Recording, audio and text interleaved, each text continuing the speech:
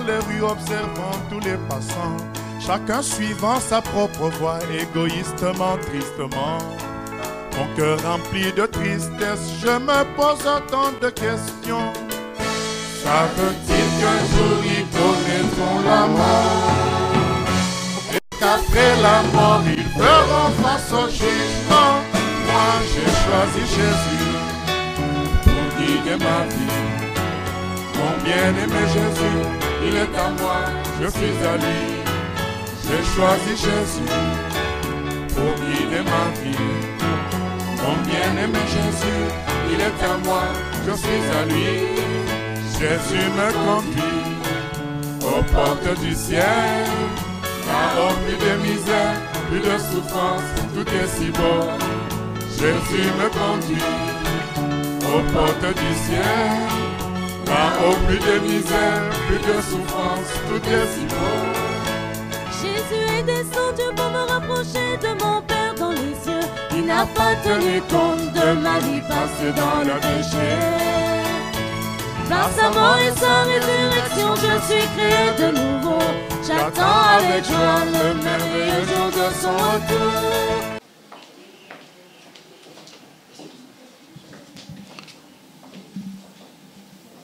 Gloire à Dieu, nous bénissons le Seigneur pour ce temps qu'il nous offre d'écouter son message pour nous. Vous savez, nous sommes venus à une époque où le message de l'Évangile a été dévoyé, a été changé. On nous a prêché la prospérité, la puissance et toutes sortes de choses que ni Jésus ni les apôtres n'ont prêché. Je me souviens à une époque, l'enseignement qui était à la mode dans les années 90 et entre 2000 et 2010, et peut-être encore aujourd'hui, peut-être parce qu'on est sorti de ces milieux-là, on ne sait plus trop ce qui s'y passe. C'était, on reconnaît la croissance spirituelle à travers la croissance numérique, la croissance matérielle et aussi à travers la croissance spirituelle aussi, mais qui était un peu floue. Mais les gens avaient les regards sur la croissance numérique et la croissance matérielle. C'était des faux enseignements.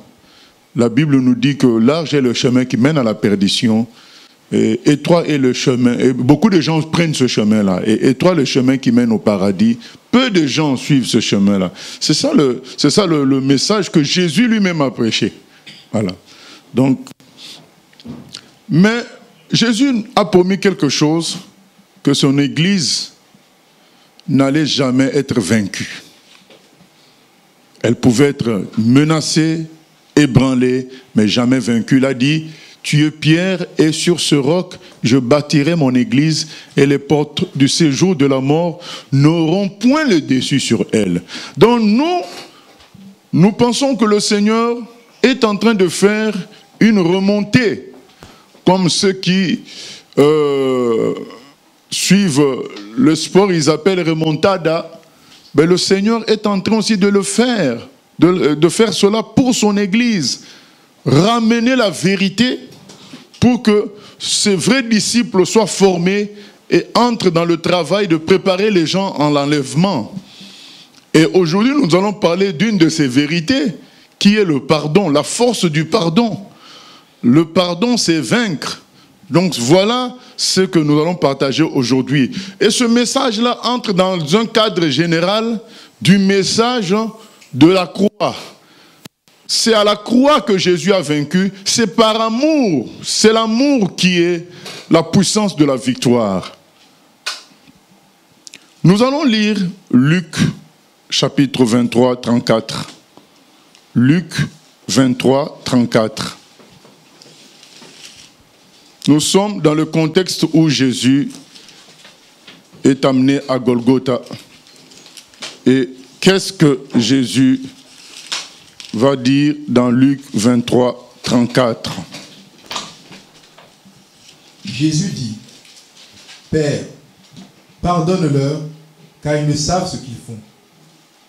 Ils se partagèrent ses vêtements en tirant au sort.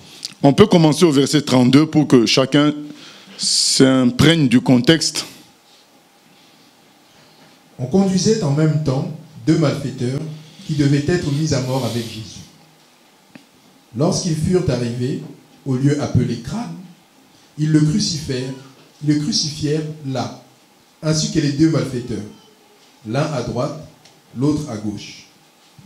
Jésus dit, « Père, pardonne-leur, car ils ne savent ce qu'ils font. » Voilà, Jésus dit, Père, pardonne-leur, car ils ne savent ce qu'ils font. C'est ça notre passage principal. Jésus dit, pardonne-leur, parce qu'ils ne savent ce qu'ils font. Et nous allons lire 1 Corinthiens chapitre 2. 1 Corinthiens chapitre 2, ce que le frère Paul dit aux gens de Corinthe concernant la croix. On peut commencer, je crois, à partir du verset 1er, 1 Corinthiens 2. Pour moi, frère, lorsque je suis allé chez vous, ce n'est pas avec une supériorité de langage ou de sagesse que je suis allé vous annoncer le témoignage de Dieu. Car je n'ai pas eu la pensée de savoir parmi vous autre chose que Jésus-Christ et Jésus-Christ crucifié. Moi-même, j'étais auprès de vous dans un état de faiblesse, de crainte et de grand tremblement. Et ma parole et ma prédication ne reposaient pas sur les discours persuasifs de la sagesse, mais sur une démonstration d'esprit et de puissance, afin que votre foi soit fondée, non sur la sagesse des hommes, mais sur la puissance de Dieu.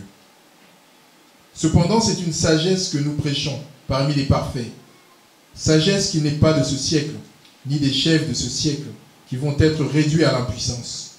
Nous prêchons la sagesse de Dieu, mystérieuse et cachée, que Dieu, avant les siècles, avait prédestinée pour notre gloire.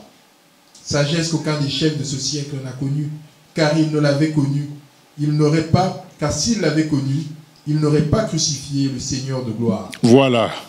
Car si ils avaient connu cette sagesse que nous prêchons, là, ce que nous allons prêcher aujourd'hui, si ces gens-là avaient connu ça, ils n'allaient pas crucifier le Seigneur parce qu'ils allaient savoir que c'était leur défaite. C'est une sagesse que nous prêchons aux parfaits, donc aux gens qui comprennent Dieu. Verset 7, nous prêchons la sagesse de Dieu mystérieuse et cachée que Dieu avant les siècles avait destinée pour notre gloire. C'est ça cette sagesse. Comment quelqu'un peut-il vaincre alors qu'il est crucifié? C'est une sagesse mystérieuse. Parce que dans notre logique, comment on vainc? C'est avec des armes, c'est avec une puissance physique, une puissance visible, supérieure à celle de ton ennemi. Voilà la logique que nous tous nous avons, naturellement. Et cette logique, on la retrouve même dans la Bible. Quand on lit l'Ancien Testament, on retrouve des hommes forts qui arrivent à vaincre les autres par les armes. On retrouve ça dans le temps de la loi. Mais Paul dit, lui qui était originaire de la loi, il dit aux Corinthiens, moi je suis venu vous prêcher une sagesse que le monde ne peut pas comprendre. Et vous retournez dans la sagesse du monde. Mais vous n'avez rien compris, vous allez perdre la bataille. C'est la croix, bien-aimé. La simplicité, l'amour et le pardon, c'est ça notre force. C'est ça notre gloire. Voilà la sagesse mystérieuse de Dieu que seuls les gens de Dieu saisissent. Et d'ailleurs, quand il continue dans 1 Corinthiens 2, il dit que l'homme naturel ne peut pas comprendre ces choses-là. Mais malheureusement, on a trompé beaucoup de chrétiens qui se sont lancés dans en ennemi de la croix. Voilà, donc ils sont dans le contraire de cette sagesse-là que nous prêchons. C'est que c'est par amour, c'est par l'amour, c'est par la croix, c'est par le sacrifice, c'est par l'humilité, c'est par le pardon que nous allons vaincre. Voilà la sagesse de Dieu, que seuls les gens de Dieu peuvent comprendre. Parce que si les autres avaient compris ça, ils n'auraient pas crucifié le Seigneur de gloire, dont nous serions dans la défaite. Or, Ils l'ont crucifié croyant qu'ils gagnaient parce qu'ils étaient dans la sagesse humaine, mondaine. Ils se sont dit, tuons le Fils et emparons-nous de la fille. Or, c'était ça le piège. Ils pensaient piéger le Seigneur de gloire en le crucifiant. Mais ils ont échoué parce que c'était par cela que le Seigneur triomphait. Lisons Colossiens 2, 14 à 16. Ça nous explique ça aussi. Parce que pourquoi on insiste tant sur la croix, nous les chrétiens? Parce que c'est une sagesse mystérieuse cachée que notre chair n'accepte pas. C'est pourquoi nous les prédicateurs, Dieu nous envoie insister dessus, en parler tout le temps. C'est parce que même le frère Paul dit dans 1 Corinthiens 2, il dit, mais j'ai insisté sur ça. Afin que votre foi ne repose pas sur une logique humaine et des réussites humaines, des réussites par la puissance visible, mais des réussites par l'humilité, par la nature de Christ. Christ n'a-t-il pas dit, celui qui veut me suivre porte sa croix et me suive? N'a-t-il pas dit ça? Mais après tout ce qui concerne la puissance, il a promis que ça nous suivra. Il ne nous a jamais dit de rechercher ça. Il nous a dit que ça nous suivra. Donc si nous écoutons sa parole à lui, c'est en quoi lui nous appelle à le suivre. Il dit, mais la puissance vous suivra. Vous n'avez même pas besoin de la chercher. Elle se manifestera instantanément. Parce que je suis puissant. Vous savez, bien aimé, lisons d'abord ce que j'ai demandé qu'on lise. Colossiens 2, 14 à 16. Il a effacé l'acte dont les ordonnances nous condamnaient et qui subsistait contre nous. Et il l'a éliminé en le clouant à la croix. Il a dépouillé domination et les autorités. Il a dépouillé les dominations et les autorités et les a livrées publiquement en spectacle en triomphant d'elles par la croix. Voilà. Que personne donc ne vous juge au sujet du manger et du boire ou au sujet d'une fête, d'une nouvelle lune ou des sabbats. Donc ça veut dire que n'entrez pas dans la religion. Revenez à la croix. Il a condamné le document qui nous accusait. Ça, c'est une autre révélation encore. Ce que je voulais partager, d'abord, c'est le 15. Il a dépouillé les autorités, il les a vaincus à la croix. Maintenant, il faut qu'on se dise la vérité. Entre Satan et Dieu, il n'y a pas de combat. Satan est soumis à Dieu comme n'importe qui est soumis à Dieu. Il n'y a pas de combat, Dieu est tout-puissant, il n'a pas d'adversaire. Mais la question n'est pas le combat entre Satan et Dieu. La question est la récupération de l'homme. Dieu veut récupérer l'homme, c'est ça la question. Ce n'est pas la question le combat entre les deux. Donc quand on dit pardonner c'est vaincre, ce n'est pas lié à un combat entre Dieu et Satan. Il n'y a pas de combat. Satan est au pied du Seigneur. Il ne peut rien face au Seigneur. Mais ça ne se passe pas comme ça. Il y a un problème. C'est qu'il a réussi à faire pécher l'homme. En faisant pécher l'homme, qu'est-ce qui a conduit? Ça a conduit à la colère de Dieu. Donc il n'y a pas que Satan qui est dans l'affaire. Il y a notre Dieu qui est dans l'affaire. Si l'homme connaît ce qu'il connaît, c'est parce que notre Dieu s'est retiré de lui. Tous ont péché et sont privés de la gloire de Dieu. C'est ça le grand problème du Seigneur. Quand Satan profite pour détruire l'homme, ce n'est pas parce qu'il est... C'est pas à cause de sa puissance seulement, c'est à cause du fait que Dieu n'est plus là. À cause du péché, Dieu laisse les hommes à leur sort sans les laisser totalement à leur sort. Il est en train de veiller jusqu'à ce qu'ils reçoivent le Sauveur pour aller au ciel. Mais libre cours est donné à Satan à cause du péché de l'homme. Donc l'homme a choisi son indépendance, ça l'a conduit à pécher. Et à partir du péché, Dieu a dit, bon, débrouillez-vous, mais mon amour me conduit à chercher à vous sauver. Donc je laisse à Satan libre cours, mais pas totalement. Voilà, pas totalement. C'est ce qui explique que les forces des ténèbres agissent. contre nous, contre l'univers, contre l'humanité, c'est à cause du péché. Le vrai problème est là, mais si c'était un problème de combat face à face, Satan n'a rien à faire. Vous savez, l'Ancien Testament nous donne plein d'exemples. Sanchérib est venu avec sa grande armée de 180 000 personnes assiéger les enfants d'Israël. Mais la nuit, Dieu a envoyé un seul ange. Un seul ange a tué les 180 000 personnes. Donc c'est pour vous dire qu'il n'y a pas de combat. Ce n'est pas ça le problème. Le problème, c'est que le péché produit le rejet de Dieu. Satan profite maintenant du rejet de Dieu pour travailler. Nous, quand Jésus vient, il vient pourquoi? Pour combattre le péché. C'est comme un enfant qui enlève tout le temps une toile d'araignée. Tu enlèves tout le temps une toile d'araignée. Mais l'adulte va te dire, ma fille, mon petit, c'est l'araignée qu'il faut détruire. Si tu peux enlever la toile, elle va refaire toujours une autre. Donc, l'Ancien Testament nous montre le combat contre les péchés au pluriel. Il ne faut pas faire ceci, il ne faut pas faire cela. Mais Jésus est venu attaquer la racine. Nous changer notre nature. Jésus est venu obtenir le pardon de Dieu. Parce que dans l'Ancien Testament, le pardon de Dieu n'était que partiel dans le sens où les péchés étaient couverts mais non effacés. Il fallait que l'agneau de Dieu vienne pour effacer les péchés. Donc Jésus est venu pour cela. Et par conséquent, obtenir une victoire totale sur les forces des ténèbres. Parce que dans l'Ancien Testament, c'était des victoires partielles. Oui, le peuple d'Israël pouvait gagner une guerre, mais 40 ans après, ils retombaient eux-mêmes dans le péché et Dieu les abandonnait, ils se faisaient taper encore, vaincre encore.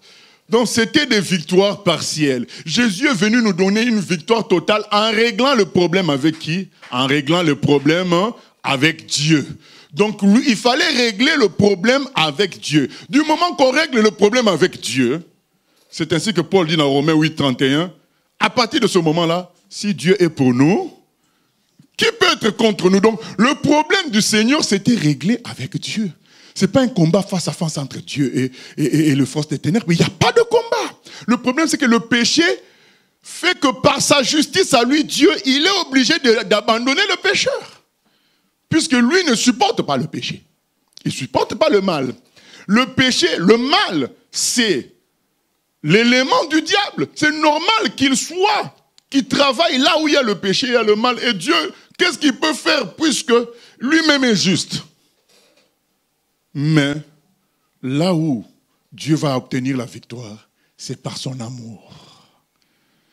Et nous n'allons pas parler de l'amour de Dieu et de la croix, mais nous sommes obligés d'en parler parce qu'on veut parler du pardon. C'est l'amour de Dieu. Jean 3,16 nous dit, Dieu a tant aimé le monde qu'il a donné son Fils unique. C'est son amour qui a triomphé du diable. C'est son amour qui a triomphé de sa colère à lui, Dieu.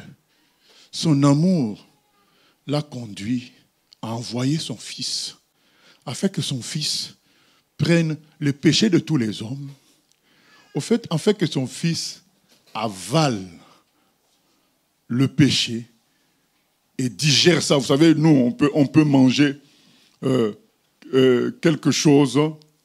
Par exemple, tu manges du pain, mais quand tu digères ça, en toi, ce n'est plus du pain, c'est autre chose, c'est d'autres vitamines, ainsi de suite.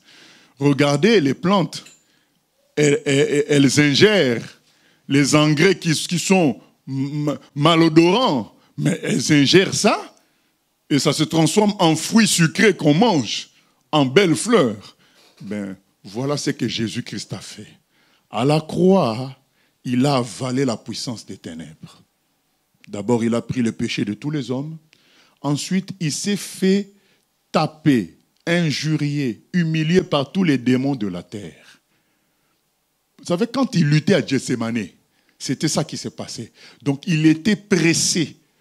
Gethsémane, ça s'appelle le pressoir.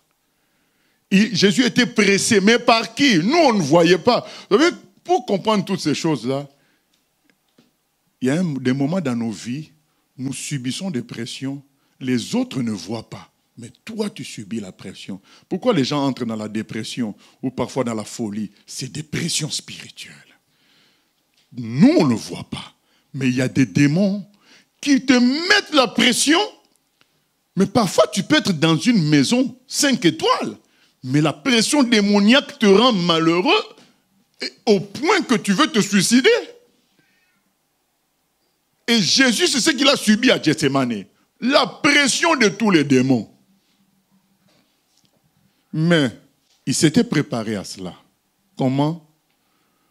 Dans Jean 13, chapitre 1er, il nous est dit que Jésus, avant de s'en aller à la croix, il a mis son amour au maximum pour les humains. Il fallait un amour maximal pour que Jésus accepte de se donner pour nous. Un amour maximal. Il fallait un amour maximal. Oh Seigneur, aide-nous à entrer vraiment dans cet amour pour la tâche que tu nous as donnée. Il fallait cet amour.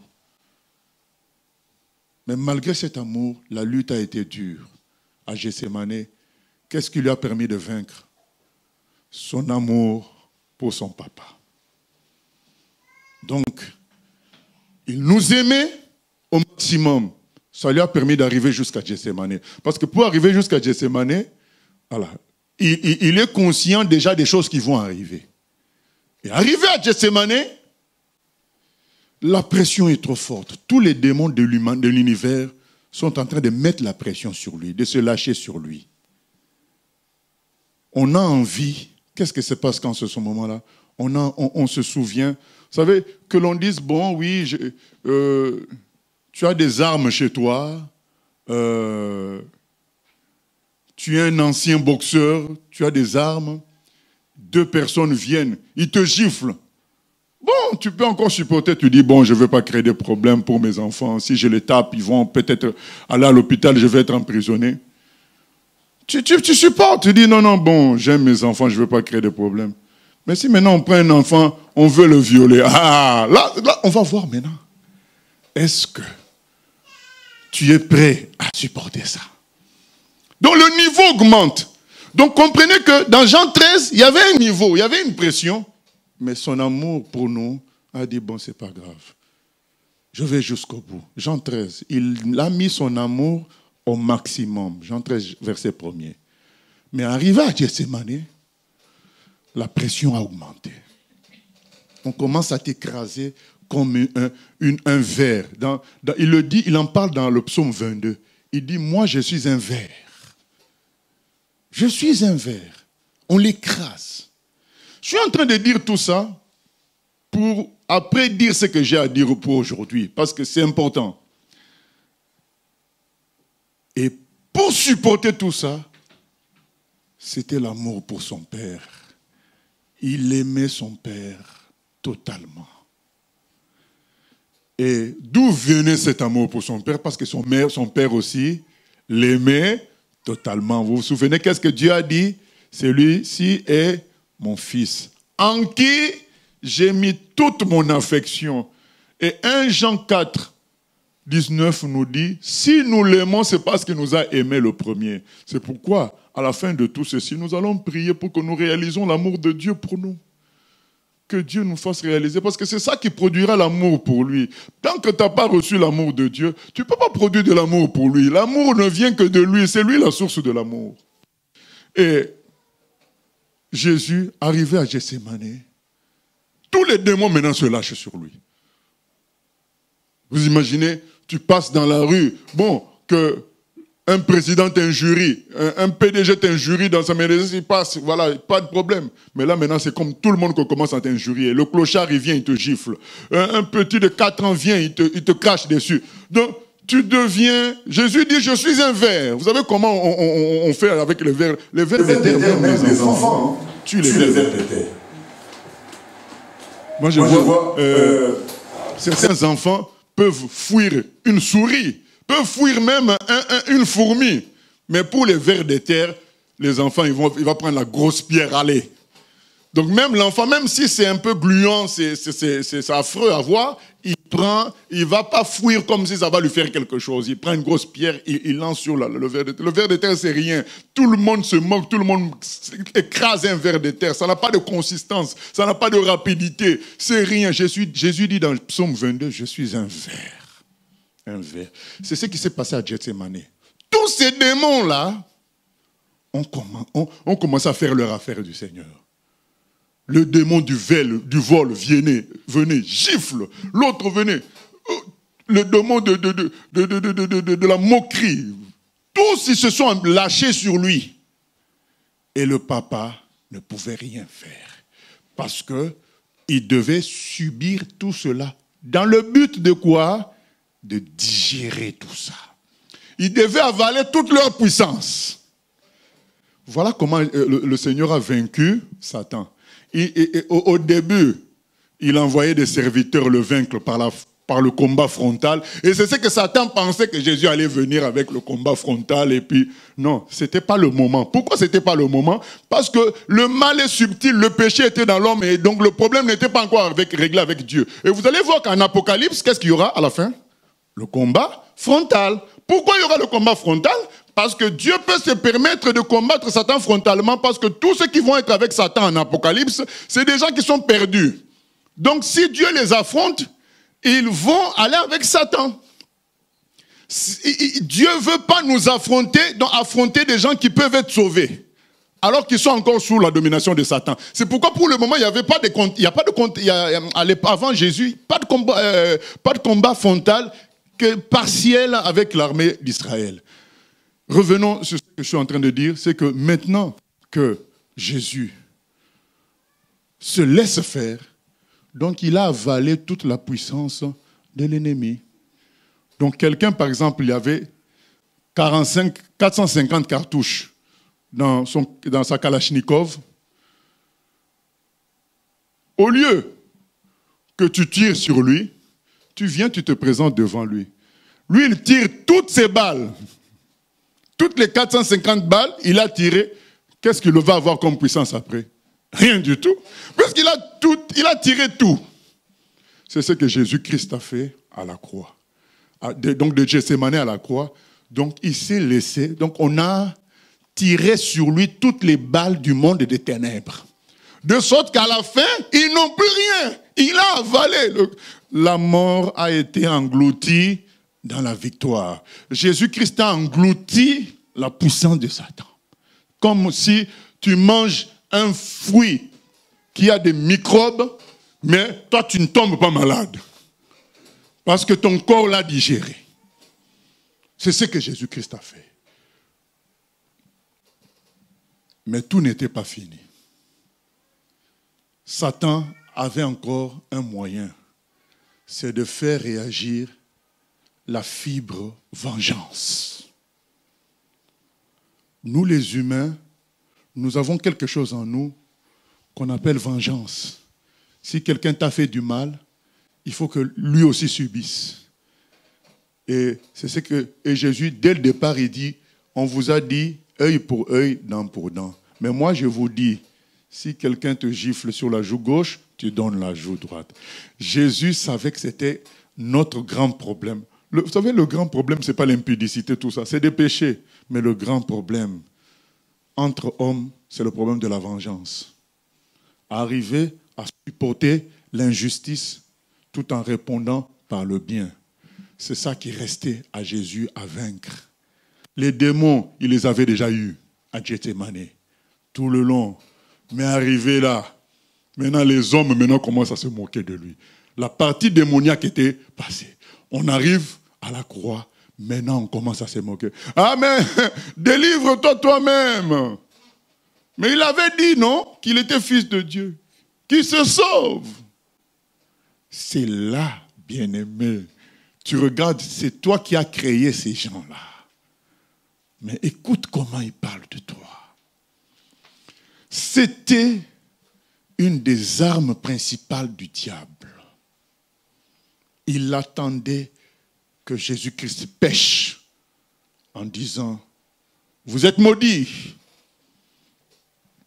Même pas péché là. Il attendait que Jésus utilise ses armes à lui, maudire. Jésus a dit, Père, pardonne-leur parce qu'ils ne savent pas ce qu'ils font. Père, pardonne-leur. Voilà le moment où Jésus a vaincu. Voilà, par son pardon, il a vaincu la puissance totale des ténèbres. Il a pardonné à ceux qui lui font du mal. Il a encaissé le mal des humains. Il avait encaissé le mal des démons. Et là, maintenant, il encaisse le mal des humains. Et c'était fini. Et après cela, il va dire, tout est accompli. C'est bon. J'ai encaissé le mal des démons. J'ai encaissé le mal des humains, puisque je leur ai pardonné. Gloire à Dieu. C'est pourquoi notre message aujourd'hui, c'est qu'on accorde notre pardon à tous ceux qui nous ont fait du mal. Ce message d'aujourd'hui est un message,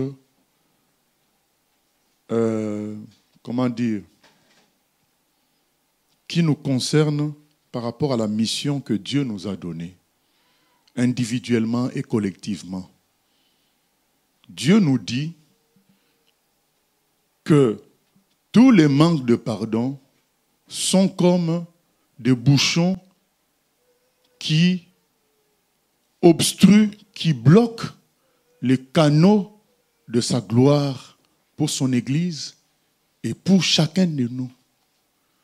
Le manque de pardon nous ramène à la loi. Pourquoi tu ne pardonnes pas? Parce qu'on t'a fait du mal. Eh bien, Dieu va te dire, Marc 11, 25, on va lire. Dieu va te dire, mais toi aussi tu avais péché. Donc, si tu n'acceptes pas de pardonner à l'autre, tu n'acceptes pas non plus mon pardon. Tu es contre le système du pardon. Tu es pour le système de la vengeance. Eh bien, moi je ne suis pas dedans. Moi j'ai envoyé mon fils pour les humains afin qu'il les sauve par son pardon. Alors, ton canal est comme bloqué. Et le diable utilise cette stratégie à fond aujourd'hui. Et les enfants de Dieu tombent dans ce piège à fond. Pourquoi? Parce qu'ils n'ont pas été enseignés sur la croix et sur l'amour de Dieu. Ils ont plus été enseignés sur le fait que Jésus pouvait guérir, pouvait réparer les problèmes, pouvait faire ceci, pouvait faire cela. Ils cherchent que des résultats de ce que Dieu peut faire. Ils ne sont pas intéressés par ce que Dieu veut nous enseigner. Dieu veut nous enseigner à être comme lui, à avaler la puissance des forces des ténèbres par la croix et le pardon de chaque jour. Voilà notre victoire. Lisons Marc 11, 25. Et lorsque vous êtes debout, faisant votre prière, si vous avez quelque chose contre quelqu'un, pardonnez, afin que votre Père qui est dans les cieux vous pardonne aussi vos offenses. Voilà. Et la suite, il dit quoi? Mais si vous ne pardonnez pas, votre Père qui est dans les cieux ne vous pardonnera pas non plus vos offenses. Voilà. Quand vous voulez prier, attention. Si vous n'avez pas pardonné, ça va être un blocage. Je ne peux pas répondre. Donc, vous n'allez pas être dans la configuration de Romains 8, 31. Si Dieu est pour nous, qui sera contre nous? Dieu n'est plus pour toi. À partir de là, ton combat face aux forces des ténèbres est ouvert. C'est-à-dire qu'ils peuvent te faire aussi des choses et le ciel est bloqué pour toi. Parce que qu'est-ce que Jésus est venu régler? Il est venu régler le problème avec Dieu. En disant, en allant à la croix, il a libéré le pardon de Dieu pour les humains. À partir de ce moment-là, tous ceux qui se mettaient sous le sang de l'agneau, ils avaient le droit légal de vaincre les forces des ténèbres. Maintenant, sur quoi le diable se raccroche? Sur les péchés non confessés et sur le manque de pardon. Mais notre thème, ce n'est pas les péchés non confessés, mais ce sont ces choses-là sur lesquelles le diable se raccroche pour dire « Ah, Il n'a pas confessé, donc j'ai le droit d'agir sur ça. Deuxièmement, il s'accroche sur le manque de pardon. C'est ça notre sujet d'aujourd'hui. Et le manque de pardon, non seulement est un problème par rapport à son prochain, mais c'est un problème fort vis-à-vis de Dieu. C'est-à-dire que ça, c'est comme si tu contredis le système même qui t'a amené au salut.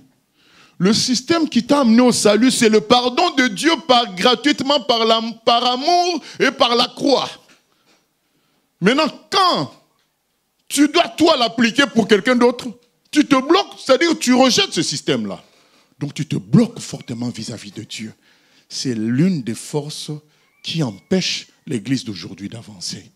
C'est que dans les églises, nous avons dans nos cœurs beaucoup de problèmes contre les gens. Beaucoup de problèmes. Contre certains membres de nos familles. Beaucoup de problèmes contre des gens qui nous ont fait beaucoup de mal autrefois et parfois d'une manière répétitive. Mais vous me direz, mais non, mais moi, officiellement, j'ai pardonné. Mais, soyons honnêtes, notre cœur s'est refroidi vis-à-vis de beaucoup de personnes. Et ça dénote quand même un manque de pardon. Parce que si nous devons regarder comme Dieu regarde, nous devrions aimer ces personnes-là et que notre cœur, quand on entend parler d'eux, puisse parfois, on ne dit pas qu'on doit forcer la joie, puisse parfois être bien dans l'amour. Dans une position, on sait que Dieu aime la personne. Moi, je suis quelqu'un de l'amour, je ne peux que aimer. Bien aimé, aimer, ça ne veut pas dire être d'accord avec ce que la personne fait. On rejette ce que la personne fait, mais on aime la personne. J'avais prévu un autre message. Ce message-là, c'est un court-circuit de Dieu. Parce qu'il veut bénir son Église. Il veut nous faire avancer à une étape. Et le manque de pardon est un problème. Aujourd'hui, bien-aimés, nous devons pardonner. Et puis, pourquoi on ne pardonnerait pas, bien-aimés? Notre existence est entre les mains de Dieu. Pourquoi on ne pardonnerait pas comme si notre existence dépendait du mal que les autres nous ont fait? Même si on a cassé ta voiture, mais Dieu t'en donne 100. Alors pourquoi garder rancune, garder un problème alors que Dieu t'a déjà donné 100? Quand Dieu a donné dans Job 42 à Dieu plus de richesses qu'avant, plus d'enfants qu'avant, Job a dit, avant mon oreille entendait parler de toi, maintenant mon œil te voit. Donc la joie de Job dans sa relation avec le Seigneur a été plus grande. Sa joie a été plus grande dans la vie de tous les jours. Mais pourquoi nous, on reste froid, on reste avec des pierres dans les tuyaux de grâce du Seigneur, des pierres qui obstruent la gloire de Dieu de passer dans ces tuyaux de grâce à cause du passé. Mais bien aimés, je nous parle à tous, à moi le premier. Notre cœur s'est refroidi vis-à-vis de certaines personnes. Ce n'est pas bon. On a donné, on s'est bloqué. Nous vivons un temps où Dieu veut remonter son Église véritable. Les gens de vérité, les gens qui sont avec Christ sans intérêt, il veut remonter tout cela. Alors, je nous demande, bien-aimés, de pardonner. D'abord, je vais lire quelques sujets de prière qu'on va avoir cette semaine.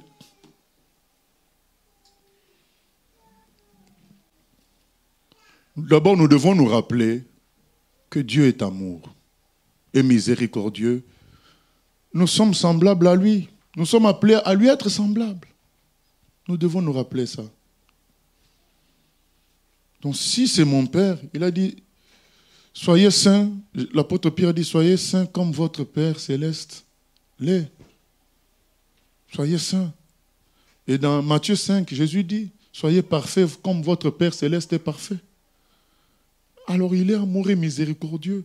C'est cette nature que nous devons rechercher. Que le Seigneur nous rappelle aussi que nous-mêmes, on était pécheurs.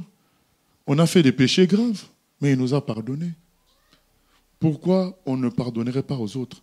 Ou alors nous n'avons pas reçu son pardon. Dans ce cas-là, recevons aussi son pardon.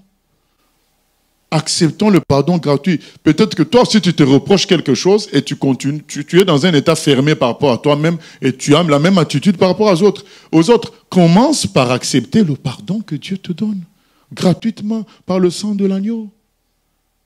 Commence comme cela. Ou alors tu n'es pas conscient que Dieu t'a pas, tes péchés étaient graves, mais tes péchés étaient graves, puisque ça a conduit Jésus-Christ à la croix. C'est parce que c'était grave. Si ce n'était pas grave, ça ne conduirait pas Jésus-Christ à la croix. Nous devons nous-mêmes reconnaître que nous avons péché et que Dieu nous pardonne. Sinon, on est des menteurs. C'est ce que l'apôtre Jean dit dans 1 Jean. Il dit, mais si, au chapitre 1er, si nous ne reconnaissons pas nos péchés, nous sommes des menteurs.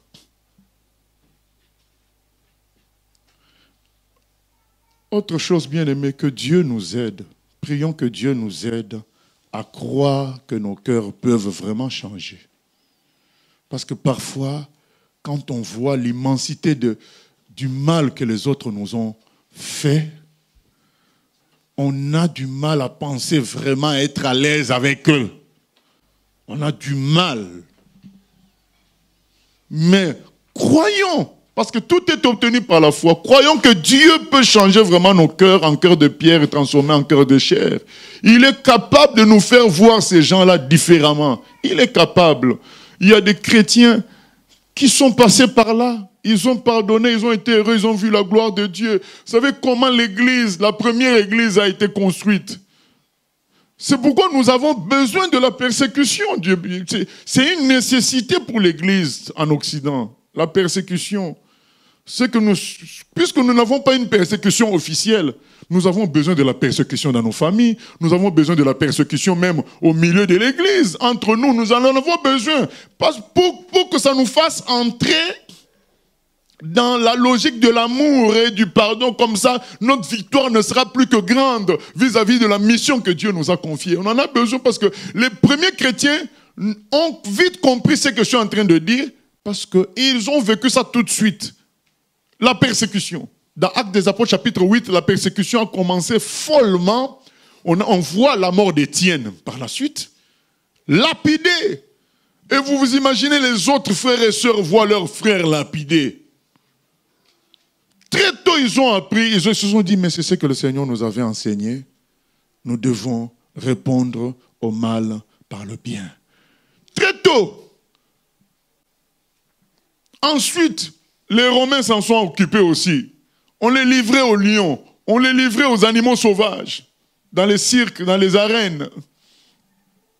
Les chrétiens ont vécu toujours comme ça, en étant conscients que l'attitude de pardon, ces chrétiens-là, les premiers chrétiens, avaient la vision du combat global. Ils ne regardaient pas à leur maison, ils ne regardaient pas à leur avenir terrestre, combien d'enfants je vais avoir, tel a fait l'université. Ils regardaient au combat général entre l'armée du Seigneur et l'armée face à l'armée du diable. C'est ce combat-là qui les intéressait. Et dans ce combat-là, Dieu leur avait révélé, comme nous sommes en train de lire, que le secret, la victoire, c'était dans l'amour et le pardon. Nous, on est là à chercher la puissance pour pouvoir chasser les démons. Mais nous, on a connu des gens qui chassaient les démons, mais eux-mêmes étaient aussi possédés. Parce que si tu as le péché en toi, si tu as le manque de pardon en toi, ces démons-là que tu chasses, ils peuvent te posséder toi-même. Le Seigneur nous dit, amour et pardon comme ça, comme moi, vous allez les avaler, les digérer et produire la gloire de Dieu. Et c'est comme ça que l'Église du 1er siècle, le 2e siècle a grandi très vite. Donc quand on tuait un chrétien il y a 10 qui se convertissaient. Parce que la puissance de Dieu s'est dégagée fortement par application du principe de la croix, du pardon et de l'amour. C'est comme ça que l'Église croissait rapidement. Nous, on nous a prêché que oui, il faut chercher la puissance, la puissance. C'est ça qui va faire que les gens vont être attirés. C'est faux. L'Église première n'a pas grandi à cause de ça, à cause des miracles. Les miracles les suivaient. C'est ce que dit Marc 16, 20. Les miracles les accompagnaient, mais eux, ils prêchaient la parole. Ils prêchaient la croix et les miracles les accompagnaient. Mais nous, on veut les miracles pour prêcher après la croix. Non! Je me souviens de quelqu'un, un missionnaire en Inde. Il expliquait à un autre serviteur de Dieu, nous avons du mal à faire entrer nos étudiants de l'étude biblique dans l'esprit de la croix. Parce que la mission était un beau bâtiment. Nous-mêmes qui prêchons, nous sommes dans un grand confort.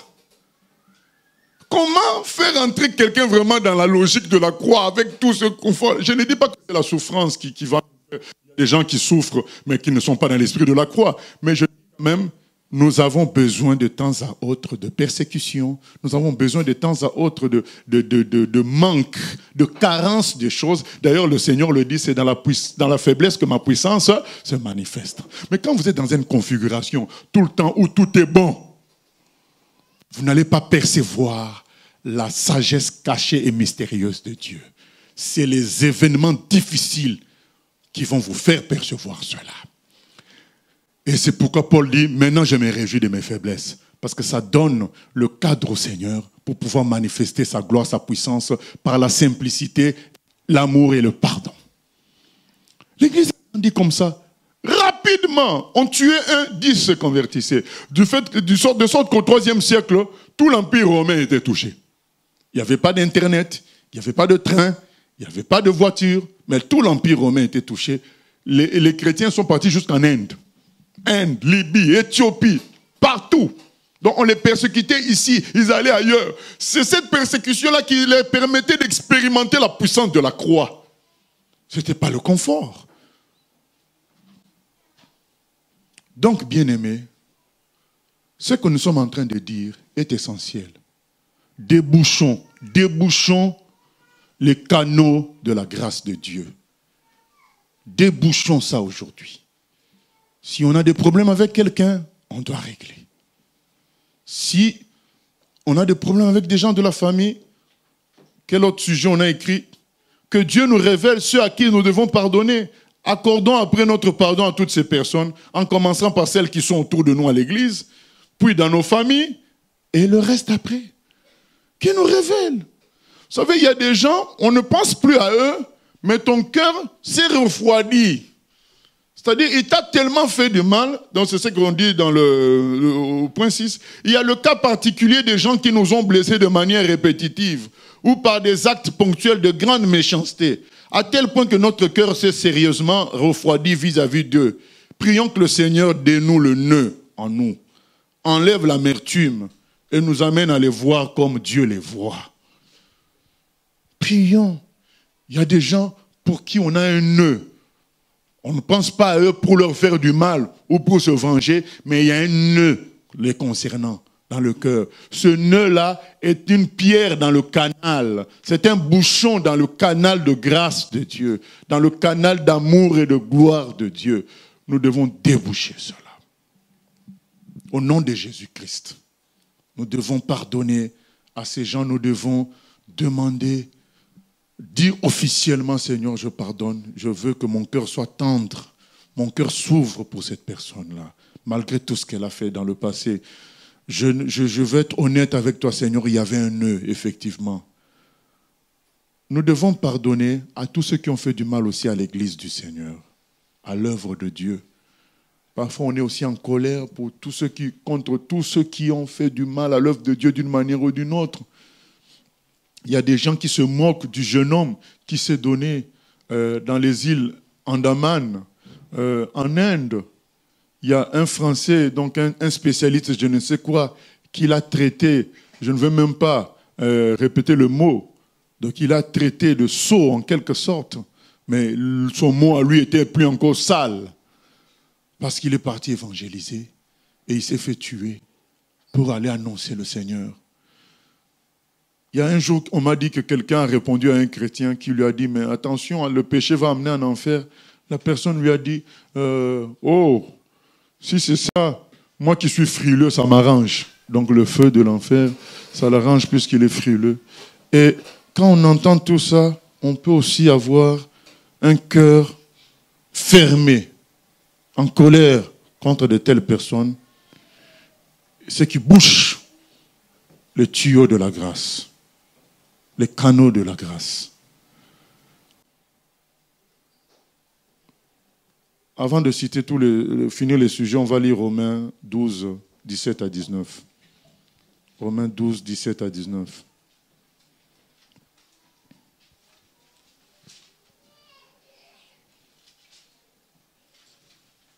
Ne rendez à personne le mal par le mal. Recherchez ce qui est bien devant tous les hommes. S'il est possible, autant que cela dépende de vous, soyez en paix avec tous les hommes. Ne vous vengez point vous-même, bien-aimés, mais laissez agir la colère. Car il est écrit, « À moi la vengeance, à moi la rétribution, dit le Seigneur. » Mais si ton ennemi a faim, donne-lui à manger. S'il a soif, donne-lui à boire. Car en agissant ainsi, tu amasseras des charbons ardents sur sa tête. Ne te laisse pas vaincre par le mal, mais surmonte le mal par le bien. Amen. Ne te laisse pas vaincre par le mal, mais surmonte, c'est-à-dire sois vainqueur du mal par le bien. On nous parle de surmonter, donc de triompher sur le mal, comment par le bien. Bien aimé, quand le Seigneur nous appelle au pardon, à l'amour, c'est pas seulement pour un souci, le souci de notre nature qui doit être comme la sienne, c'est aussi dans une logique de général. Le Seigneur, c'est le général des armées. Et il connaît la stratégie pour obtenir la victoire. Notre stratégie, c'est l'amour. Même si ça donne l'impression que nous sommes, en faisant ça, nous donnons l'avantage aux autres, c'est faux. Le pardon va débloquer tout cela. Soyez vainqueurs du mal par le bien. Surmontez le mal par le bien. Prions que Dieu nous donne la capacité, à nouveau, de revoir les gens qui ont on avait un nœud vis-à-vis dans le cœur par rapport à ces gens-là, mais de les revoir avec joie. Disons, Seigneur, je veux pouvoir le revoir et être dans la joie de le revoir. C'est ça aussi une prière qu'on doit faire.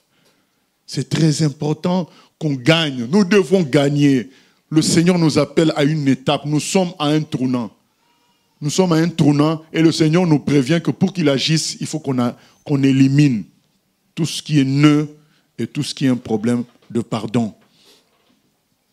Que Dieu, une autre prière,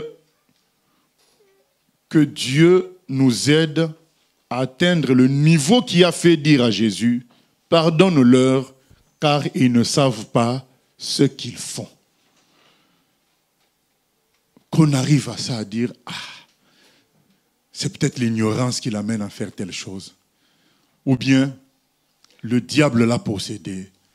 Voilà. Quand le Seigneur a parlé à Pierre, il n'a pas dit arrière de moi Pierre, il a dit arrière de moi Satan. Voilà. Donc le diable l'a possédé peut-être. Le diable l'a influencé. Seigneur, pardonne. Parce que moi, quand j'observe cette personne, je vois un humain comme moi. J'aurais pu faire les mêmes bêtises, mais Dieu m'a fait grâce. Et donc Dieu peut lui faire grâce. Qu'on arrive à ce niveau de dire, Seigneur, pardonne. Ils ne savent pas ce qu'ils font. Parce que le Seigneur Jésus se souvenait qu'il était venu sauver tous ces gens-là qui sont en train de le massacrer, qui étaient en train de le massacrer. Il était venu pour eux. Comment il va encore les maudire? Il doit aller jusqu'au bout de sa mission. Et notre mission jusqu'au bout, c'est de sauver les gens même qui nous persécutent. On dit, Père, pardonne. Ils ne savent pas ce qu'ils font. C'est important qu'on atteigne ce niveau-là. Pardonnons aux dictateurs, hommes politiques, opérateurs économiques qui font souffrir les humains. Il y a des dictateurs qui font vraiment souffrir les humains. Pardonnons. Moi, j'avais un problème par rapport aux dictateurs. Autrefois, j'étais déjà chrétien, j'étais déjà même pasteur, mais il y avait un nœud dans mon cœur. Quand je voyais un dictateur à la télé, je n'étais pas bien. Puisque juste avant que je me consacre à 100% à servir le Seigneur, j'étais un activiste politique. Je combattais les dictateurs. Si je me retrouvais avec les ressortissants d'un pays dont le président était un dictateur, je me mettais directement avec les opposants. Mais quand le Seigneur m'a fait comprendre que le vrai problème, c'est changer les cœurs humains, et si les cœurs humains sont bons, même la politique, ils vont bien la faire, je me suis tourné dans le travail de pasteur, de chrétien, pour sauver les âmes et changer leur cœur. Mais malgré ça, je gardais un nœud dans mon cœur par rapport au dictateur. Et un jour, j'ai fait un songe. C'était comme une sorte de réalité. C'était, voilà, je me suis dans la nuit, donc c'était comme si j'avais en face de moi un dictateur. Et j'avais beaucoup d'amour pour ce dictateur. Et quand je me suis réveillé, j'ai compris que Dieu m'avait dénoué. Il m'avait libéré de la haine, du nœud contre, enfin du blocage sur les dictateurs. Pardonnons aux dictateurs. Pardonnons à tous les hommes politiques, les gens qui dirigent les grands groupes, qui escroquent les États et les hommes. Pardonnons à toutes ces personnes-là. Ne laissons pas le nœud nous bloquer. Que Dieu nous aide à réaliser combien il tient nos vies dans sa main, de sorte que les tumultes de l'extérieur ne nous perturbent pas en nous poussant à nous mettre en colère contre les autres. Voilà. Si Dieu tient nos vies entre ses mains, on n'a à craindre personne. Donc même quand quelqu'un nous fait du mal, en réalité, ça ne nous atteint pas. Puisque Dieu, nous sommes dans sa main. Et si ça nous atteint, c'est Dieu qui a permis pour notre bien, tout concourt pour le bien de ceux qui aiment Dieu. À partir de cela, qu'on ne se laisse plus blessé par le mal que font les autres. Puisque Dieu s'occupe de moi, je suis avec lui. Vous savez, c'est comme si vous étiez dans un avion, vous voyez au sol quelqu'un vous lancer des pots de bananes. Mais qu'est-ce que ça va vous faire? Vous êtes dans l'avion, il vous lance des fruits, des tomates, des œufs, vous êtes dans l'avion. Qu'est-ce que ça peut vous faire? Vous êtes dans une voiture blindée, quelqu'un vous lance des bananes. Qu'est-ce que ça peut vous faire? Vous passez votre route. C'est ça, puisque Dieu s'occupe de vous. C'est cela, bien-aimé. Débouchons. La victoire se trouve dans le pardon. Il y a des chrétiens chinois qui faisaient l'agriculture en étage, puisque là-bas, il y a beaucoup de zones montagneuses, de collines. Donc, les gens occupent des parcelles en étage. Et en dessous d'eux, c'était les parcelles des païens. Eux, ils étaient au-dessus. Donc, l'irrigation, là, ça se faisait par des tuyaux. Et que faisaient les païens? Ils trouaient les tuyaux des chrétiens. Et quand les chrétiens voulaient arroser leurs champs, l'eau sortait des tuyaux des chrétiens pour arroser les champs aussi des païens. Les chrétiens se sont fâchés à plusieurs reprises. Et ils bouchaient le tuyau. Ils se fâchaient sur les païens. Ils bouchaient le tuyau. À un moment, ils se sont fatigués. Ils se sont dit, Seigneur, on va faire quoi? Le Seigneur a dit, qu'est-ce que c'est dit dans ta parole? Qu'est-ce qui est dit dans ma parole? Quelqu'un te prend une tunique, tu lui donnes l'autre. Ah, ils se sont dit, c'est donc ça. Dorénavant, qu'est-ce qu'ils faisaient? Avant d'arroser leur champ, ils arrosaient d'abord le champ des païens, gratuitement. Ensuite, ils partaient arroser leur champ, de sorte que les païens n'avaient plus besoin de voler l'eau des chrétiens pour arroser leur champ. Mais vous imaginez quelqu'un dans le monde, il sait que vous deux, vous travaillez durement, mais toi, tu arroses son champ sans même lui demander quelque chose, sans même, te plaindre.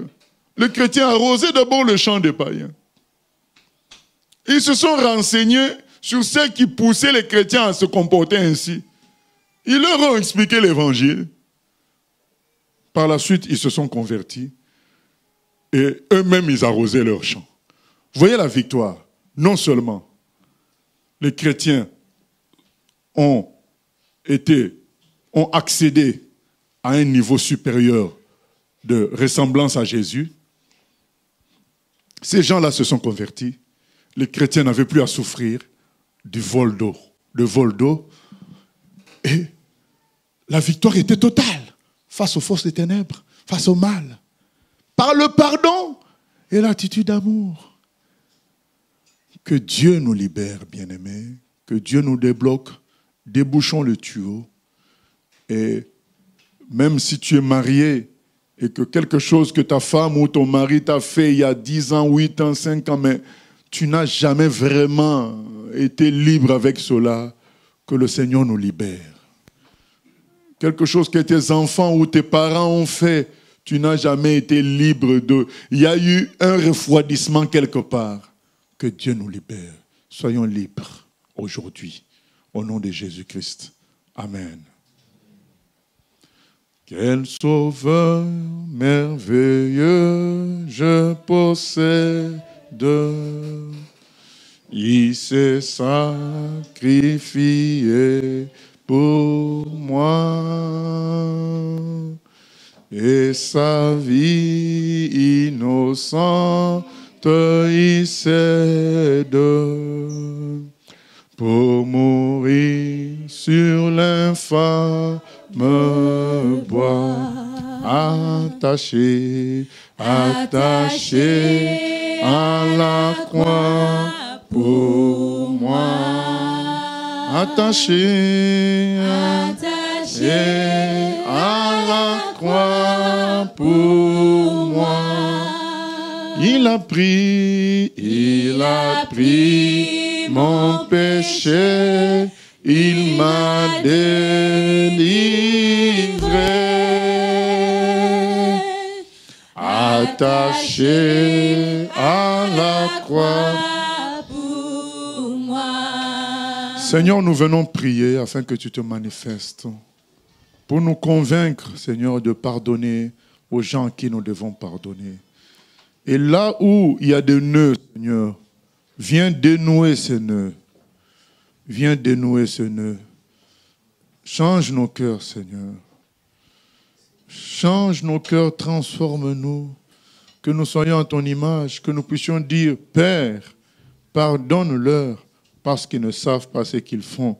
Nous savons que quand tu as dit cette phrase, il y a eu des cris de douleur dans le monde satanique. Ils ont perdu leur dernière arme qu'ils attendaient, que tu te venges des humains qui te faisaient du mal. Et aujourd'hui, le diable utilise des humains pour nous faire du mal, pour nous pousser à ne pas leur pardonner. Le diable nous titille avec les humains, au travail, partout, les injustices, afin qu'il y ait des racines d'amertume en nous et qui bloquent les canaux de grâce, de bénédiction et de gloire. Nous refusons, nous voulons désormais nous battre par l'amour et le pardon. Et nous savons que nous allons vaincre au nom de Jésus-Christ. De la croix, je me glorifie jusqu'au jour où devant moi s'ouvrira la vie. De la croix, je me glorifie jusqu'au jour où devant moi s'ouvrira la vie. Oh, merci Seigneur de nous apprendre à faire comme toi. Tu t'es laissé faire alors que tu étais tout puissant. Tu as mis ta gloire de côté afin de te laisser écraser comme un ver.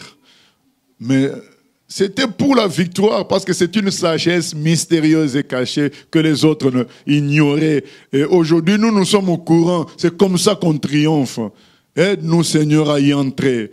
Dans la simplicité, la prière et l'amour, à chercher à te ressembler pour pardonner à tous les humains, pour pouvoir encaisser l'injustice, encaisser la persécution avec le sourire, comprenant que c'est ainsi que ton armée est en train de triompher. Oh Seigneur, merci de nous avoir pardonné de notre manque de pardon. Merci de nous purifier par le sang de l'agneau. Et merci de dénouer, Seigneur, tous les nœuds. Et que toute maladie qui était la suite de tout cela nous quitte au nom de Jésus-Christ. Tout blocage dans ton Église soit brisé au nom de Jésus-Christ. Dans nos vies, dans nos familles, Seigneur. Les gens dans nos familles qui sont là à énerver tout le monde et jusqu'à énerver même les chrétiens. Seigneur, nous les aimons aujourd'hui. Nous les bénissons aujourd'hui. Nous bénissons tout cela.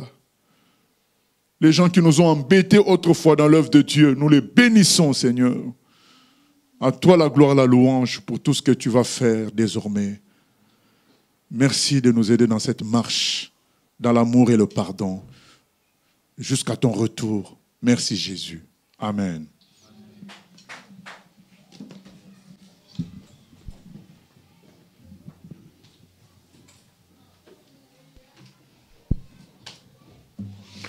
Nous bénissons et nous rendons gloire au Seigneur pour ce message et que nous, en tant qu'enfants de Dieu, oui, nous puissions manifester le pardon autour de nous.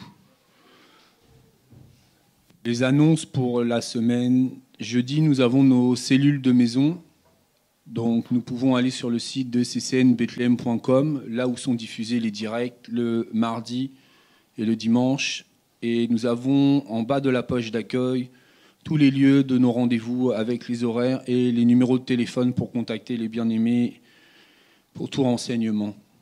Nous allons nous lever pour clôturer ce moment et remercier le Seigneur de nous avoir conduits, gardés, et que ce message que nous avons reçu, nous puissions nous en servir et que ce message nous fasse encore grandir dans notre foi. Que nous n'ayons pas juste écouté, manger et devenir des bons grâces, mais cela nous serve à grandir dans la foi. Seigneur, nous te bénissons et te rendons grâce encore pour ce moment passé avec toi dans la louange, dans l'adoration, Seigneur. Et merci encore pour ce message. Que ce message nous serve encore à grandir et à rentrer, oui, dans le pardon. Nous savons que pour nous, les hommes, la chair est là et que le pardon est difficile à sortir de nos bouches. Mais avec toi à nos côtés et dans l'humilité, oui, nous voulons dire pardon à tous ceux pour lesquels nous devons le dire, Seigneur. Aide-nous et fortifie-nous encore pour vraiment manifester les fruits de l'Esprit en tout temps, Seigneur. Sois béni, éternel, mon Dieu, mon roi, pour le reste de cette journée que nous remettons entre tes saintes mains, Seigneur. Merci encore pour ce souffle de vie et que tu puisses veiller sur toutes choses, Seigneur. Nous te bénissons et te rendons gloire encore pour tout et que la grâce ne te soit rendue qu'à toi et qu'à toi seul au siècle des siècles. Amen.